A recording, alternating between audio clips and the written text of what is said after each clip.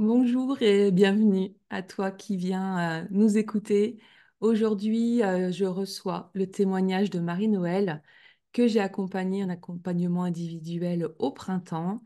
Marie-Noëlle est enseignante en yoga, en pratique corporelle. Elle a développé aussi toute une méthodologie et tellement plus, mais je vais tout simplement lui laisser la parole pour se présenter et puis nous partager son expérience du tempo féminin. Bonjour Stéphanie, merci de m'accueillir dans cette interview, dans ce témoignage. Je suis très contente de témoigner pour tout ce qu'on a partagé ensemble. Alors oui, j'enseigne le yoga et d'autres techniques corporelles, comme tu l'as bien dit. Je suis à la fois en micro-entreprise et à la fois salariée. Et donc, c'est à peu près 50-50. C'est à peu près 50-50 dans le temps présentiel. Ça, Oui. c'est important à le préciser parce qu'il y a toute la partie entrepreneur, comme beaucoup de femmes qui sont concernées par ça, où ça demande beaucoup, beaucoup de temps de faire la communication, bon, les papiers, l'administratif, le secrétariat. Et là où je suis en micro-entreprise, je fais le secrétariat pour toute l'association qui accueille mes cours. Donc, c'est vraiment presque un volet, ça représente un mois de travail par an. Ouais. Donc, c'est très important. Et puis là, voilà, on est début c'est le septembre, c'est la rentrée, c'est très, très dense. Et donc, en mois de juin, mois de mai, je me suis dit, ça ne peut pas continuer comme ça. Il faut vraiment que je trouve. J'ai l'habitude de faire des formations, de me faire accompagner sur le plan développement personnel, Mm. plutôt le volet thérapie. Et au niveau professionnel, j'ai beaucoup pris de formations, acheté de formations dans lesquelles j'ai eu du mal à aller jusqu'au bout parce que manque de disponibilité, parce que trop de choses à faire et trop de choses qui ne sont pas le cœur de mon métier. Et ça m'a beaucoup renvoyé un peu à ma nullité. Il y avait un peu de ça quand même, hein. Donc, c'est pas facile de gérer, de se dire, ah ben non, j'arrive pas à aller jusqu'au bout. C'est quand même dommage, quoi. Et puis, je me suis dit, il y a quand même un truc, il y a un petit moment que je regarde ce que tu fais sur Instagram et je me disais, oh, quand même, je vais pas acheter un truc sur la gestion du temps. Enfin, ça me paraissait complètement. Enfin, je suis chef d'entreprise, j'ai monté mon business toute seule, j'ai quitté. J'ai été salariée pendant 26 ans dans l'industrie, donc j'ai quitté ma boîte à 53 ans. Mm. Et j'ai été capable de tout monter, tout faire. En 3 ans et demi, j'avais atteint mon seuil de rentabilité. Tout était bien. Et je me suis dit, mais pourquoi prendre quelque chose là-dessus, sur le temps? Et puis je me suis dit, bof, qui ne tente rien n'a rien, j'essaye ça. Mhm. Eh ben, j'en suis très contente parce que ça m'a ramené à des choses tout à fait simples sur, sur l'organisation de base, c'est-à-dire que je consacre depuis 10 ans, alors ça va faire 13 ans maintenant, enfin 10 ans que j'ai quitté mon entreprise. Ouais. Et donc, ça va faire 10 ans que je me consacre entièrement au développement de mon business. Mm. L'acquisition de mes compétences, j'ai fait beaucoup, beaucoup de formations en 5 6 ans, énormément de temps de formation, et puis tout le développement. Et en fait, j'ai vraiment laissé de côté et la vie familiale, et la vie du couple, et la vie, voilà, tout ce qui est un peu la maison. Donc j'ai beaucoup délégué. Mm. Et en Mm. même temps, ça reste quand même dans la tête un souci de savoir, tiens, qu'est-ce qui va se passer? Ah, mais je retrouve des choses non rangées, enfin, tout ce qui peut tracasser dans une maison, dans la vie d'une femme, euh, auquel on est, j'allais presque dire, câblé automatiquement depuis des générations. Et même si je me suis un peu désengagée de ça, c'est un peu comme si je mettais la poussière sous le tapis. Je fais en sorte de ne pas le voir pour ne Mm. pas être perturbée dans le développement de mon business, parce que pour moi, c'était la priorité. C'est Mais ça. j'arrive en fin de carrière et je me dis quand même, un, je suis fatiguée, deux, j'ai besoin d'équilibrer mon temps. Et Et les constats, eh c'était bien vraiment voilà, ces c'est comme ça que je me constats-là. suis lancée avec toi. Ouais. Au démarrage, le constat, quand on a fait le diagnostic, hein, c'était vraiment te rendre compte que l'essentiel de ton temps était consacré à ton activité professionnelle et que voilà, la sphère personnelle, familiale était plus en secondaire, Oui, on peut dire. Mm. oui, puis pas, très peu de loisirs en fait, parce que peur de me disperser. Mm. Vraiment me dire, ah mais là, si je passe un week-end à faire autre chose, souvent je travaille le dimanche, hein, et puis alors là, septembre, c'est même le samedi et le dimanche, mais Mm. ça va s'arrêter, ça va s'arrêter. Mais du coup, j'avais vraiment ce besoin d'y voir clair, d'y voir c'est où est-ce que ça coince. Et donc, euh, et donc, on a travaillé ensemble, on s'est vu toutes les semaines pendant 5 ou 6 semaines. Et Mm. j'ai vraiment, alors, ce qui est bien dans un accompagnement où toutes les semaines il y a quelque chose, j'étais en fin de saison professionnelle, c'est-à-dire juin. Cette année, je terminais mes cours très tôt et j'avais du temps pour me poser, pour me consacrer à ça. Et puis, je commence vraiment à lâcher un peu sur la pression que je me mets pour Mm. être au top, en fait. Enfin, alors, je sais pas si les hommes font tant, mais les femmes, c'est beaucoup Ouais. cette pression qu'on se met pour performer toujours vis-à-vis de soi-même. Et en fait, juin, j'étais disponible et je suis rentrée dans l'accompagnement très facilement parce que tu as proposé des choses, mais alors hyper simples, très concrètes. Et Mm. tout de suite, j'avais, bon, cette semaine, alors, je sais plus, j'ai plus les exemples en tête, mais tu fais ça et on refait le point la semaine prochaine. Alors, je faisais, alors tu es très scolaire, très scrupuleusement tout ce que tu me proposais, alors à ma façon. Mais tout de suite, je me disais, ah ben oui, mais finalement, mais oui, j'ai réussi à faire ça. Et ce que j'ai vraiment trouvé intéressant, alors je notais, moi je suis une scribouilleuse, hein, j'aime beaucoup écrire, je note beaucoup. Je raconte pas forcément ma vie quand j'écris, alors il y a un temps pour ça, mais en même temps, je notais, je découpais un peu. Là, je passe combien de temps à faire ça? Et ce qui m'a énormément aidé, ça a été à un moment donné dans l'accompagnement, tu m'as dit, alors on a mis en place, la première partie, c'était sur les routines, parce que je voulais vraiment me reprendre en main. Finalement, c'est souvent le cordonnier le moins bien chaussé. J'ai pas beaucoup de temps pour pratiquer le yoga, tout ce que j'enseigne en Oui. corporel. Donc, je voulais vraiment reprendre du temps pour moi, ce que j'ai fait. Tu parlais de Ce ta que j'ai- fatigue hein, au démarrage. Oui, Quand tu es oui, venu vers moi, il y avait vraiment une fatigue qui était installée.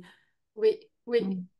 Et donc ça, j'ai réussi. Alors là, la période de rentrée, j'avoue que c'est un petit peu mis de côté, mais comme je donne des cours, je suis quand même dedans. Je suis quand même, Mhm. il se passe des choses. Mais donc ça, il y a eu ce temps. Mise en place des routines. Donc ça, hop, c'était calé. Me lever plus tôt, me coucher plus tôt. J'ai réussi à me désengager beaucoup du téléphone, hein, hop, on scrolle sur Insta ou les vidéos en ligne ou YouTube. Bon, ah, mais ça, je vais apprendre, ça va être bien. Donc j'arrive beaucoup à faire la part des choses dans ce qui m'est vraiment indispensable.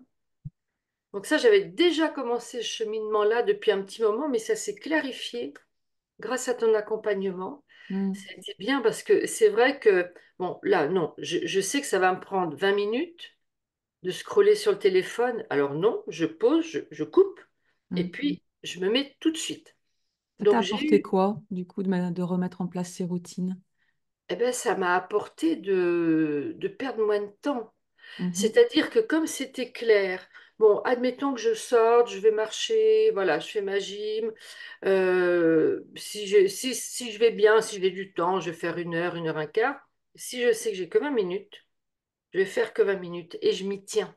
Mm. C'est-à-dire que alors ça c'était pour les routines, mais dans l'engagement de mon travail, euh, il y a toujours l'idée, bah, on va finir.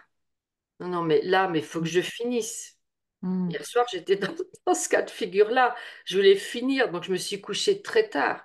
Mais à un moment donné, et j'en avais conscience, j'ai bien vu que j'étais inefficace. Mm. J'étais fatiguée, j'avais aucune efficacité et il me manquait une information que j'ai fini par retrouver, mais bon, c'était noyé. Quand on fait les choses une fois par an, il faut savoir où est-ce qu'on a classé ça dans l'ordinateur. Euh, et donc là, maintenant, je suis plus claire là-dessus. C'est-à-dire que je sais que si je commence, bon, on peut avoir des imprévus, tu vois, avec Oui, complètement. l'ordinateur.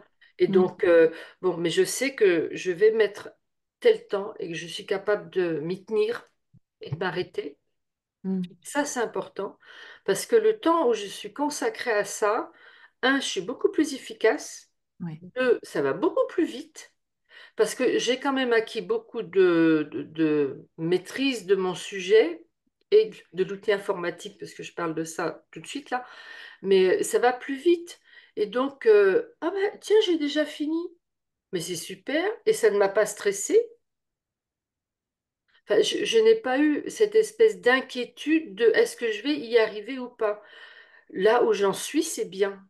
Alors ça aussi, pas de culpabilisation, Oui, c'est ça. pas de culpabilité. Alors ça a été... Alors, il y a longtemps que je travaille là-dessus.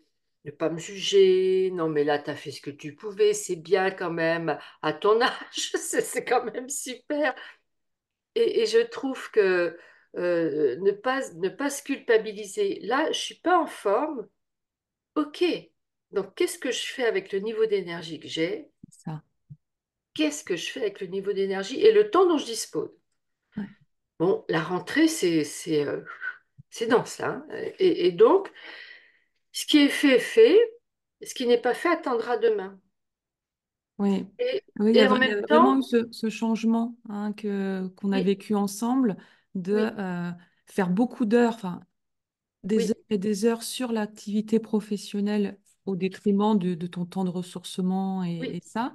Et là, ben, tu as pu tester et c'est en ça aussi que tu as eu les résultats, c'est que, bah oui, comme tu disais, tu es passé à l'action entre nos oui, rendez-vous mais tout de en suite. disant, OK, Stéphanie me propose ça, ben, je le teste et puis on en reparle après Oui, et puis de voir, bah, tiens, mm, là, oui, il y a eu des bienfaits, là, moins, et pour vraiment trouver et créer ta façon aussi de oui, maintenant d'équilibrer ton oui, équilibre qui te permet de oui. gérer les imprévus aujourd'hui parce que tu Oui, sais que c'est c'est ça. temporaire. Parce qu'en fait, Mm. bon, là, je suis en retard parce que voilà, ma newsletter n'est pas prête. Mais il y a plein de. Tu m'as dit Mais qu'elle était prête à cliquer. oui, là, elle est prête à cliquer. Mais bon, voilà, j'ai quelques mois de retard. C'est pas très grave. En fait, ça m'inquiète pas. Ce que j'ai apprécié, c'est de voir que finalement, je maîtrise mes outils et quand je fais les choses, c'est Mm. très fluide parce que je suis disponible pour m'y mettre. Tac, je le fais et c'est Mm. fini. Et alors ça. Alors, le must du must, c'est que le jour où tu m'as dit, mais tu sais, un projet, une action, enfin, alors, c'est pas une action, un projet, alors moi je vais dire le mot tâche, mais quelque Activité. chose qu'on a jalonné, qu'on veut faire, ça a un début et ça a une fin. Et alors, je me suis dit, non, mais attends, là, voilà, je suis pas loin de la retraite, entendre ça et que ça fasse tilt, le projet, il a un début et il a une fin. Et j'avais pour projet de trier mes armoires. Ça a été plus long que prévu, mais ça a été d'une efficacité parce qu'il y a longtemps que j'étais prête dans ma tête pour faire ça. Et je me suis dit, mais oui, mais ça va finir ce truc. Mm. Donc, je peux le commencer. Je suis disponible, hein. J'étais en vacances, je m'étais rendue disponible pour ça. Et je m'étais dit, cette semaine-là, je me consacre à ça. Et rien d'autre ne comptait.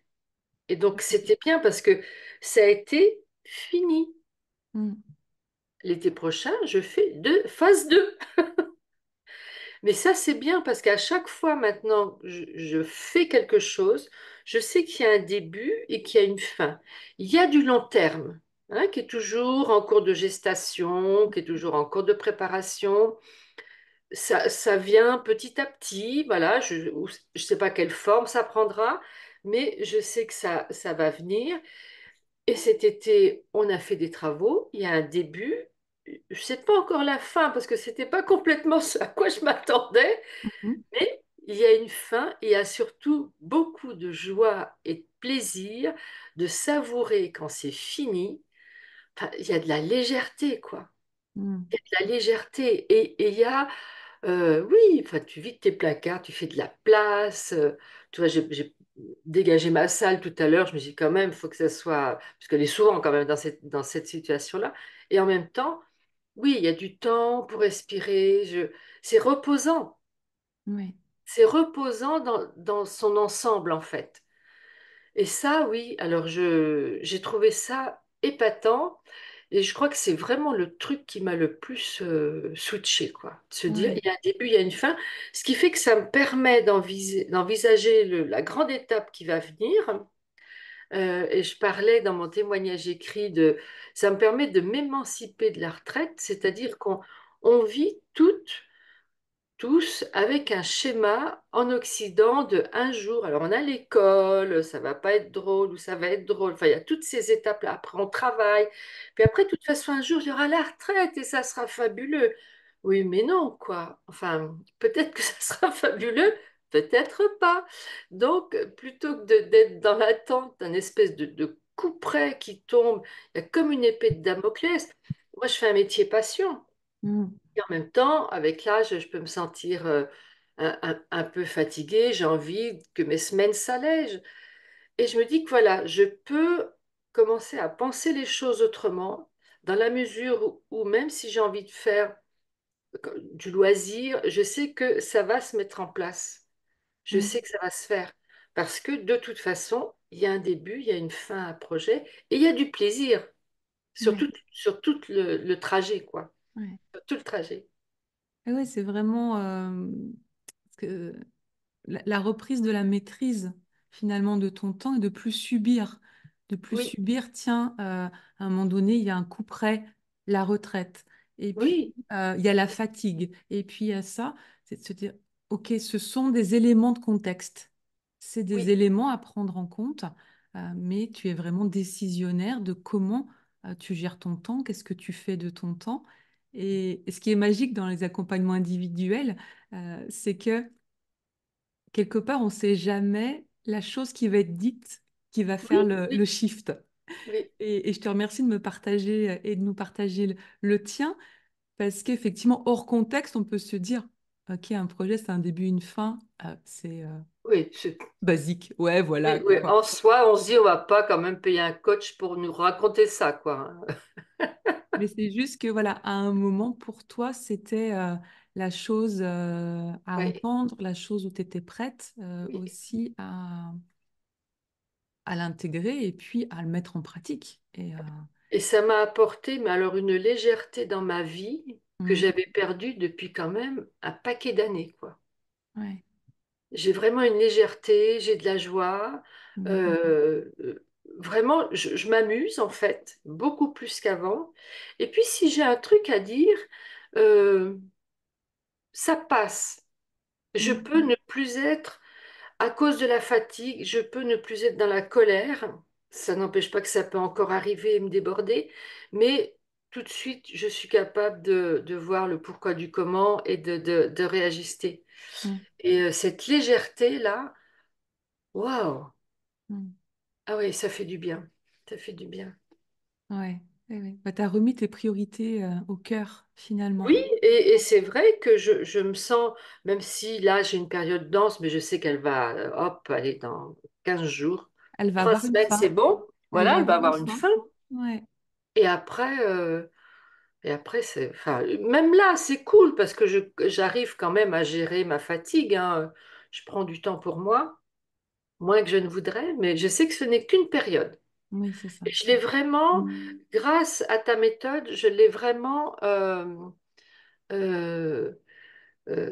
je l'ai vraiment cadré, je l'ai vraiment, le fait que cette période dense et de voir où est la densité. Et Mm, comment elle se manifeste, cette densité? J'ai énormément fait toute ma préparation en juillet. Nous sommes partis en vacances 3 semaines mm, à peu près. Et en rentrant, je savais que je voulais trier la maison, mais en même temps, je savais que j'avais cette préparation-là à faire pour septembre. Donc, je me suis énormément avancée mm, tout le mois de juillet.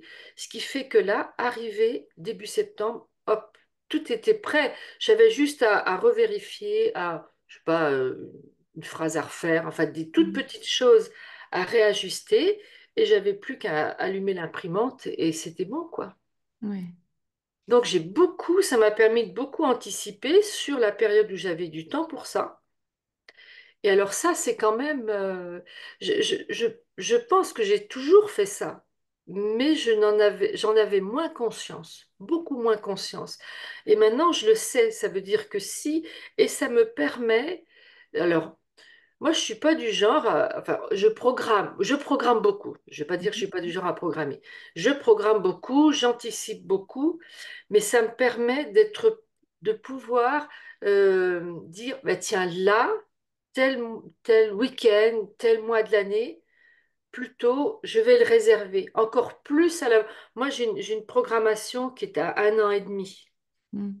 Mais jusqu'à maintenant, j'avais peu programmé les temps de loisirs et les temps privés, alors que là, je Ouais, me sens en capacité de le faire.